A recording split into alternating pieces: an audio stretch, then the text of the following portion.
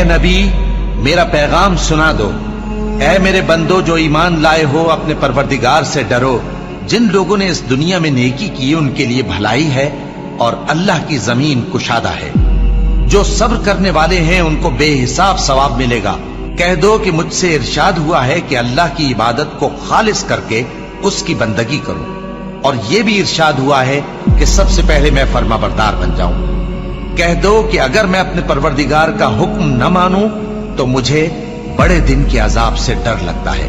کہہ دو کہ میں اپنے دین کو شرک سے خالص کر کے اللہ ہی کی عبادت کرتا ہوں، اب تم اس کے سوا جس کی چاہو پرستش کرو۔ کہہ دو کہ نقصان اٹھانے والے تو وہی لوگ ہیں جنہوں نے قیامت کے دن اپنے آپ کو اور اپنے گھر والوں کو نقصان میں ڈالا۔ دیکھو یہی سراسر نقصان ہے، ان کے اوپر آگ کے سائبان ہوں گے اور نیچے اسی کے فرش ہوں گے۔